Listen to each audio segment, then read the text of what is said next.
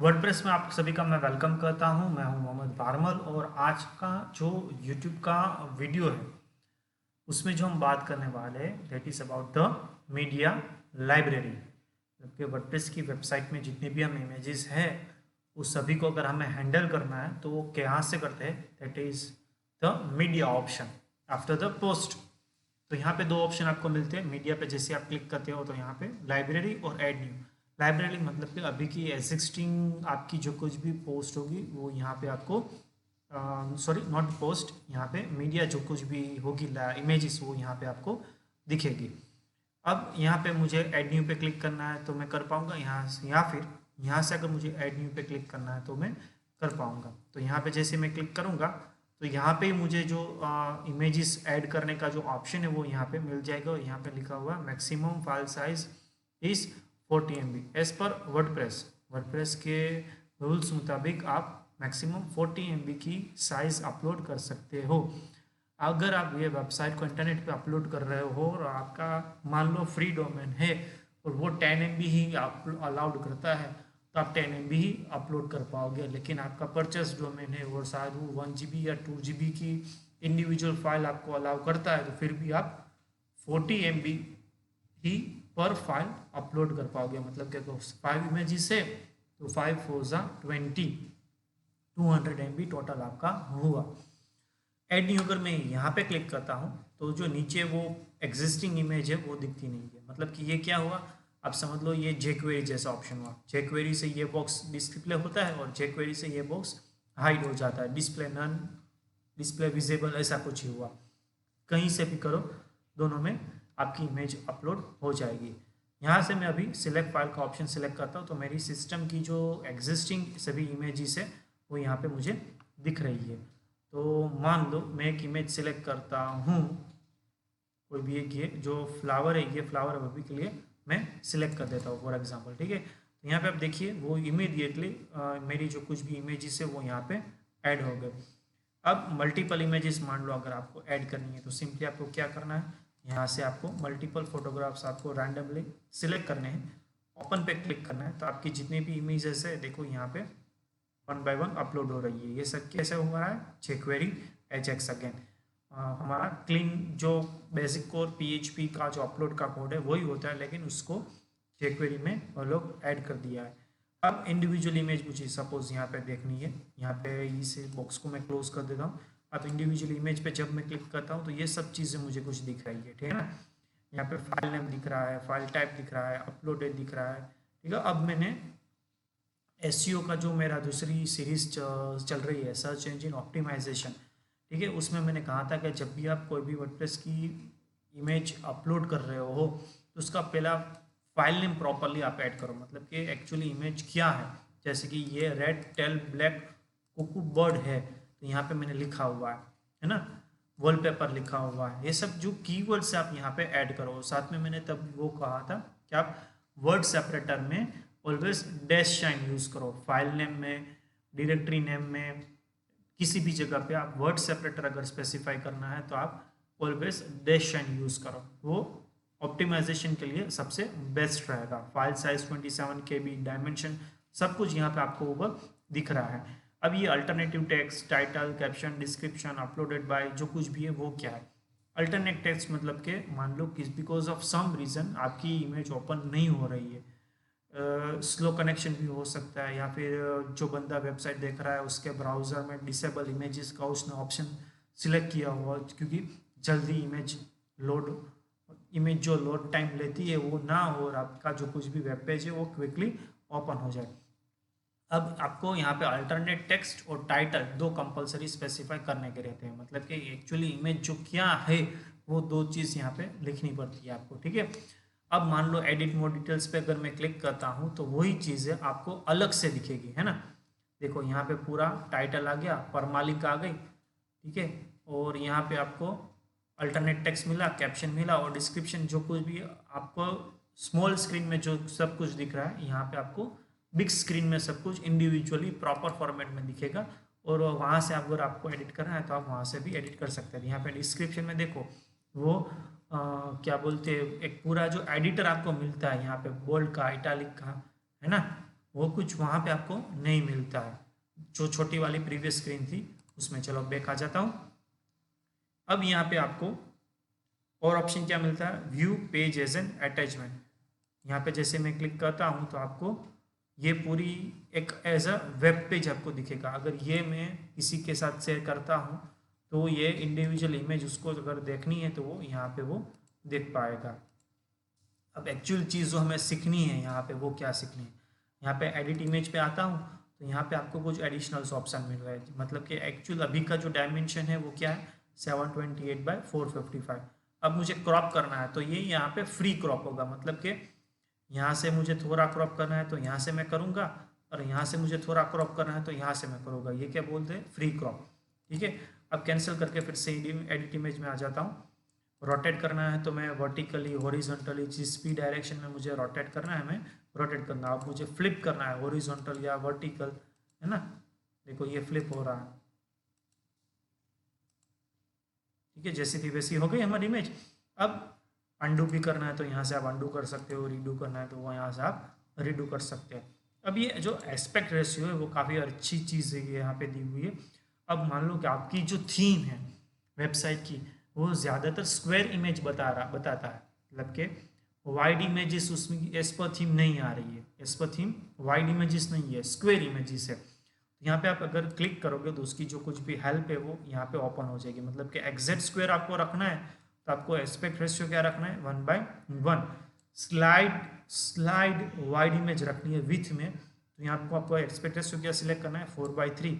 और wide images अगर आपको रखनी है तो क्या पे रखना है आपको, 16/9। यहाँ पे मान लो यहाँ पे 1/1 एस्पेक्ट रेशियो रखा मैंने।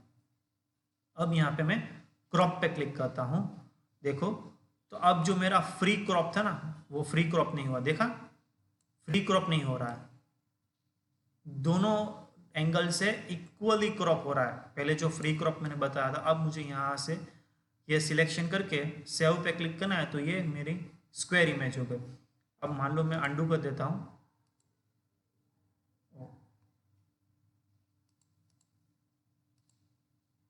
ठीक है। अब मुझे एस्पेक्ट रेशियो मान लो इसे मैं कैंसिल करके रखना है 4/3, है ना। अब वापिस मैं क्रॉप पे अगर क्लिक करूँगा, देखो अब ये 4/3 एस्पेक्ट पे मेरा क्रॉप होगा।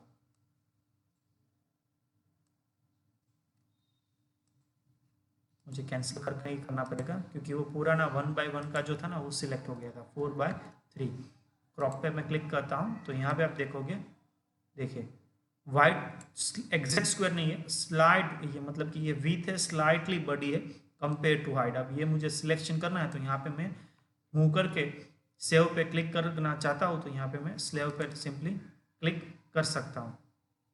देखो ये मेरी इमेज है उस मुताबिक क्रॉप हो गई। अनडू कर देता हूँ मैं, अभी हो गया फिर से।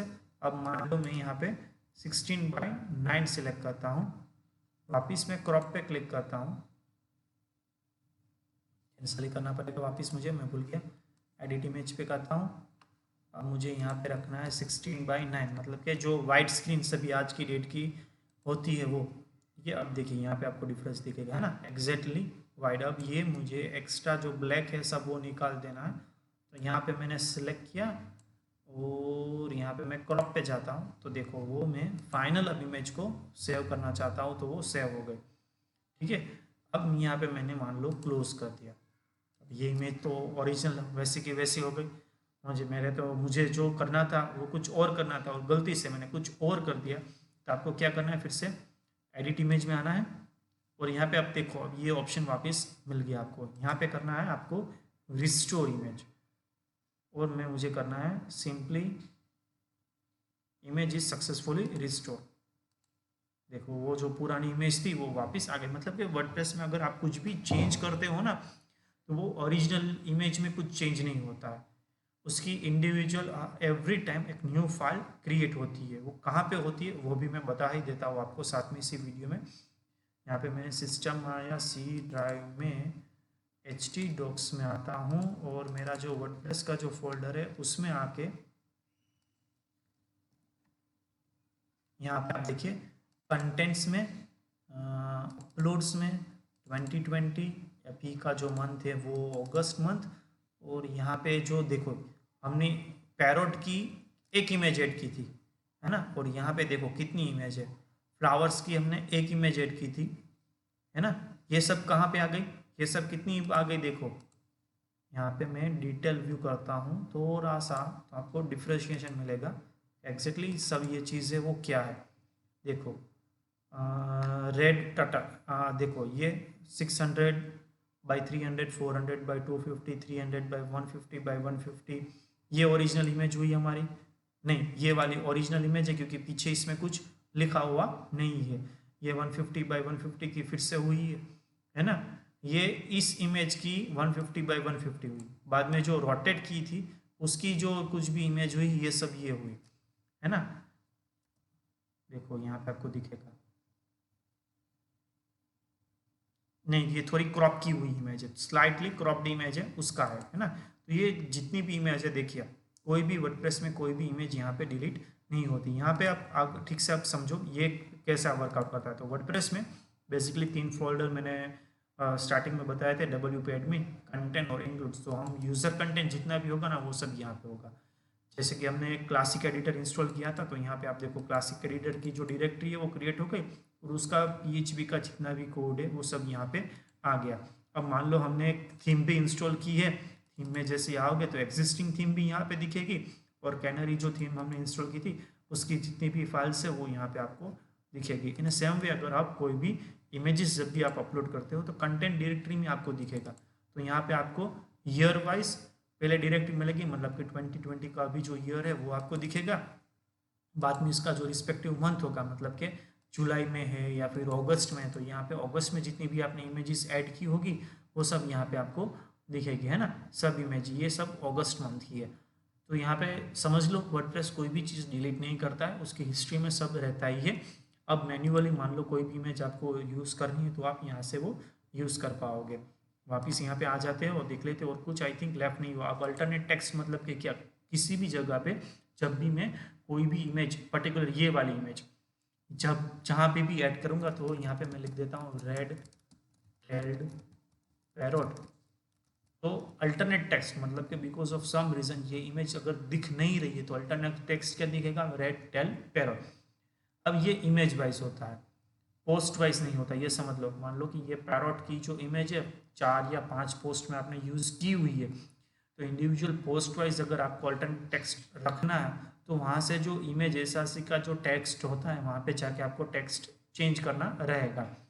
डिफ़ॉल्ट तो ये ऐड हो ही जाएगा। मैं बताता हूँ आपको। मान लो यहाँ पे मैंने इसे क्लोज कर दिया, यहाँ पे फिर से एडिट कीजिए तो यहाँ पे देखिए वो सेव हो गया। अब यहाँ पे मैं पोस्ट पे आता हूँ, यहाँ पे क्लासिक एडिटर पे आता हूँ। अब मुझे यहाँ पे एक इमेज ऐड करनी है, यहाँ पे ऐड मीडियम में मैं आया, ये वाली मैंने इमेज सिलेक्ट की तो यहाँ पे देखिए रेड टेल्ड पैरोट आ गया, यहाँ पे वो इमेज आ गई, ठीक है। अब मैं वापस आ जाता हूँ टेक्स्ट मोड में, तो यहाँ पे आप देखो यहाँ पे एसआरसी में आ गया और अल्टरनेट टेक्स्ट मुझे ये मिल गया, है ना। ये अब मुझे पोस्ट वाइज मतलब कि पहली पोस्ट में कुछ दिखाना है, दूसरी पोस्ट में मुझे कुछ और दिखाना है, तीसरी पोस्ट में मुझे कुछ और दिखाना है, तो मुझे यहाँ पे इंडिविजुअली पोस्ट वाइज यहाँ से मुझे चेंज करना है ना। कैंसल विजुअल टेक्स्ट में अगर मैं यहाँ से मैं एडिट करूँगा तो यहाँ से भी एडिट होगा। देखो ये इंडिविजुअल पोस्ट वाइज हो गया। एडवांस ऑप्शन देखिए यहाँ पे इमेज टाइटल एट्रीब्यूट है, CSS है, मतलब कि इस इमेज का पर्टिकुलर फॉर दिस इमेज मुझे एक CSS ऐड करना है, मतलब कि IMG डैश रिस्पॉन्सिव, ये बूटस्ट्रैप का है ना, ये मुझे मान लो ऐड करना है तो यहाँ पे क्लास ऐड हो जाएगा। अब जब भी इस इमेज पे मैं क्लिक करता हूँ तो ये न्यू टैब में ओपन होनी चाहिए, वो मुझे बताना है तो वो बता सकता हूँ। अब media attachment page custom URL वो भी यहाँ से आपको मिल जाएगा, मतलब कि मीडिया फाइल, मतलब कि जब भी इस इमेज पे अगर मैं क्लिक करता हूँ तो डिफ़ॉल्ट क्या ओपन होना चाहिए, यही इमेज अलग स्क्रीन में ओपन होनी चाहिए। अब कस्टम URL मतलब कि इस वेबसाइट के अलावा दूसरी किसी वेबसाइट को मुझे रीडायरेक्ट करवाना है, मतलब कि पैरोट ऐसा मैं कुछ सर्च करता हूँ और जहाँ पे सभी पैरोट्स की कुछ डिटेल्स आ रही हो विकीपीडिया पे कस्टम URL, यहाँ पे मुझे सपोज रीडायरेक्ट करना है इस वाली इमेज पे क्लिक करने के बाद, तो यहाँ पे वो कर सकता हूँ। अब अटैचमेंट पेज मतलब कि मेरी वेबसाइट का कोई भी एक दूसरा पेज है वहाँ पे रिडायरेक्ट करना है तो वो यहाँ से मैं कर पाऊँगा। अब लेफ्ट अलाइनमेंट करना है, राइट अलाइनमेंट करना है, सेंटर करना है, तो वो सब यहाँ पे आप कर पाओगे। देखिए जो मेरी इमेज है वो सेंटर अलाइन हो गई। टेक्स्ट पे अगर देखो तो यहाँ पे आपको दिखेगा, देखिए इमेज क्लास रिस्पॉन्सिव, पहले एंकर टैग नहीं था, अब ये एंकर टैग भी आ गया। अब जैसे ही मैं इस पर क्लिक करूंगा तो HREF में ये चीज़ ओपन हो गई और अलाइन सेंटर वाला जो क्लास है वो भी यहाँ पे आ गया। यहाँ पे विजुअल में आके फिर से अगर मैं यहाँ से ही देखो लेफ्ट अलाइन राइट अलाइन, यहाँ पे जैसे ही राइट अलाइन करता हूँ, पैराग्राफ जस्टिफाई नहीं है तो साथ में अगर उसको जस्टिफाई करना है तो वो भी आप कर सकते हो, लेकिन वो बाद में करेंगे। कहाँ गया इमेज SRC, देखो यहाँ पे आ गया राइट अलाइन राइट। ये वर्ड बूटस्ट्रैप का जो क्लास है वो ऑटोमेटिकली, या फिर वर्डप्रेस का CSS का जो क्लास है ऑटोमेटिकली देखो यहाँ पे आ गया, है ना। अब कौन सी इमेज सिलेक्ट हुई है, 300 बाई 1800 वाली यहाँ पे इमेज डिफॉल्ट ऐड हुई है एज अ थंबनेल। अब दूसरी कोई भी अगर आप इमेज यहाँ पे ऐड करना चाहते हो अदर देन दिस साइज तो आप मैन्युअली वो इमेज यहाँ पे ऐड कर सकते हो, लेकिन डिफॉल्ट जो है वो थंबनेल साइज जो होती है, thumbnail size as per theme की डिसाइडेड एक थंबनेल साइज होती है। अब वो कहाँ से होती है वो हम सीखेंगे जब पूरी हम थीम डेवलपमेंट करेंगे, तब सेटिंग मेनू में वो कहीं आपको वो मिल जाएगी। यहाँ पे मीडिया में जब देखेंगे आप देखो, है ना 150 बाई 150, मीडियम साइज 300 बाई 300। तो अभी जो पोस्ट है उसमें कौन सी इमेज ऐड हुई है, हमारी 300 वाली इमेज यहाँ पे ऐड हुई है। हमने कुछ सेव नहीं किया था, फाइनली अपडेट पे क्लिक नहीं किया था, इसलिए यहाँ पे कुछ आया नहीं है। तो ये था पूरा मीडिया सेक्शंस। आई थिंक और कुछ यहाँ पे अवेलेबल नहीं है। यहाँ पे और भी है, मान लो कि आउटपुट कुछ थोड़ा बहुत अगर आपको चेंज करना है तो आप चेंज कर पाओगे, ये वाला है ना। देखो यहाँ से आपको पूरा फाइल नेम दिखेगा, अपलोडेड दिखेगा, कहाँ पे ये एक इमेज ऐड हुई है वो दिखेगा, कहीं भी अभी ये इमेज ऐड नहीं हुई है, 15 मिनट पहले ऐड हुई है। मल्टीपल सिलेक्शन अगर मैं करता हूँ तो यहाँ से उसे मैं डिलीट करना चाहता हूँ तो डिलीट कर पाऊँगा। इसी मंथ की अगर मुझे देखनी है तो यहाँ पे मैं फ़िल्टर करके इसी मंथ की मतलब कि जुलाई की नहीं देखनी है मुझे, जुलाई में भी अगर कुछ ऐड किया हुआ है तो, और मुझे मान लो रेड वर्ड जितनी इमेज में आता है वो मुझे देखना है तो देखो रेड रेड 2 इमेज में आ रहा है फाइल नेम में, है ना। तो यहाँ से उसे मुझे सर्च करके फिल्टर करना है तो मैं वो भी कर पाऊँगा। तो आई थिंक सभी इमेज का जो है वो ऑलरेडी हमने डिस्कस कर लिया है। मीडियाज़ में को अगर हम और भी ऐड करना चाहते हैं तो वो भी ऐड कर सकते हैं। यहाँ पे मान लो सिलेक्ट फाइल करके पिक्चर्स के अलावा कुछ और हम देखते हैं, डॉक्यूमेंट्स। यहाँ पे मान लो ये वाला डॉक्यूमेंट है मुझे सिलेक्ट करना है तो ये भी हो गया, देखो है ना। यहाँ पे वापस मैं मीडियाज़ में आऊँगा तो वो मुझे दिखेगा, है ना। ज़रूरी नहीं है कि आप इमेज ही ऐड करो, ठीक है, लेकिन उसका जो ऑप्शन होगा एडिटिंग का वो चेंज हो जाएगा। जैसे कि यहाँ पे एक सिंपल ये टेक्स्ट फाइल हो गई तो यहाँ पे आपको कैप्शन ही मिलेगा, ज़रूरी नहीं है कि आप इमेज ही अपलोड करो, है ना। बस तो आई थिंक ये सभी चीज़ हमने ऑलरेडी इमेज के बारे में कंप्लीट कर दी है। तो दूसरा कुछ होगा तो उसको हम बाद में और भी डिस्कस करते रहेंगे। तो यहाँ आज का वीडियो हम कंप्लीट करते हैं।